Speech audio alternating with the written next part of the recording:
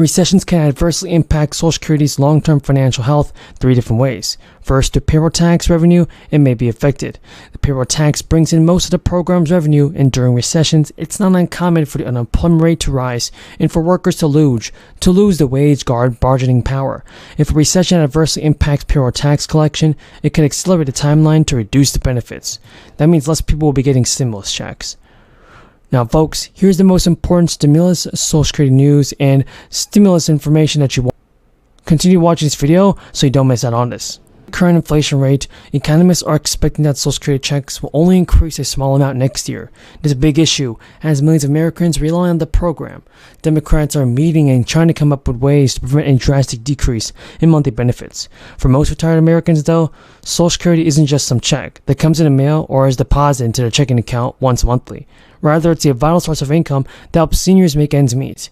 The program is responsible for pulling nearly 22 million people out of poverty each year, 16 million of which are adults ages 65 and up. And since 2002, at least 80% of surveyed retirees have told the National Pollster that Social Security benefit is a major or minor source of income. And because of the important role Social Security plays in the financial well-being of seniors during retirement, there's arguably no more event more than anticipated in the program's annual COLA during the second week of October every single year. Social Security's COLA is the raise that the program passes along to beneficiaries most years to account for inflation, the rising price of goods and services. Raises in quotation marks to represent that this is an increase in benefits designed to match the rate of inflation and not to outpace it, which can happen with a more traditional raise from an employer. The program has had a consistent inflationary tether with the CPIW. CPIW was a handful measure that spending categories and list of subcategories last year. These weighings are what allows the cost of living adjustment to be calculated, and Social Security's COLA for the current year is historically high. This 8.7% increase has received the biggest year-over-year percentage increase in benefits in 41 years. The average retiree enjoyed a yearly $150 increase to the monthly Social Security check in 2023, but a roughly 2 to 3% COLA would equate to a more modest $37 to $55 boost per check, and based on a report released last year, the purchasing power for a Social Security dollar has declined by an almost 40% since 2000.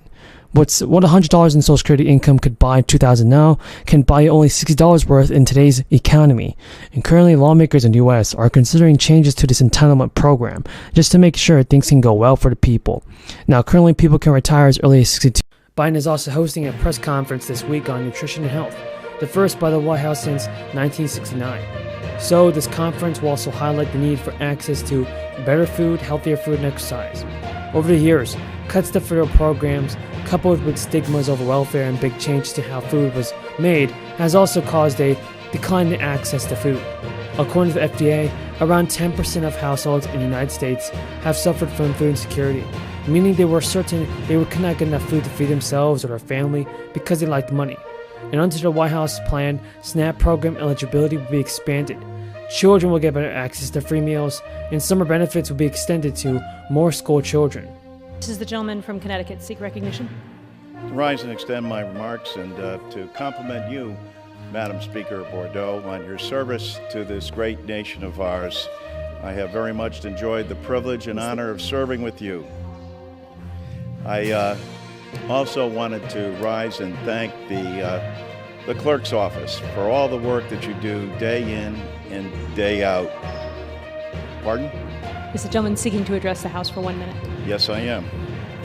I seek to revise and extend my remarks and repeat again, Madam Speaker, how much I have enjoyed working with Speaker Bordeaux and for her service to her country. I know many Americans have been anxiously waiting for Congress to approve new pieces of legislation that will boost the monthly benefit payments. Nearly 9 in 10 Americans ages 65 and older currently receive the Social Security benefits, and the program represents an important source of income for the vast majority of those beneficiaries. So for that reason, many seniors on Social Security are awaiting 2 important pieces of information. The first is the COLA for 2023, and the second is the Medicare Part B premium for 2023. The Social Security Administration implements a COLA each year to protect the buying power of benefits from inflation, but the Social Security Administration system is not perfect, and for instance, it enacted a 5.9% COLA in 2022, but inflation has topped 5.9% every month since that decision was made, meaning seniors effectively took a pay cut this year. On the bright side, the Senior Citizens League estimates that you may not know right. Folks, we got 10 news about the fourth stimulus check, Social Security news, SSI, and SSDI. Continue watching this video because you definitely don't want to miss out on this important stimulus check information. Action is being taken right now. Governor McCarthy has just confirmed that a debt ceiling vote will likely happen on Tuesday, and this could save millions of Americans from huge financial changes from the federal government. Today, Kevin McCarthy announced that Congress will meet the deadline to raise the debt ceiling, acknowledging that no deal has been made by voting an agreement will be reached in time to prevent a government default. Janet Yellen raised the stakes in the marathon negotiations on Friday, when she provided the first hard deadline for when the government will be unable to pay down all of its obligations. June 5th, everybody, is a date. And asked if Congress can meet that deadline, McCarthy didn't hesitate to say yes.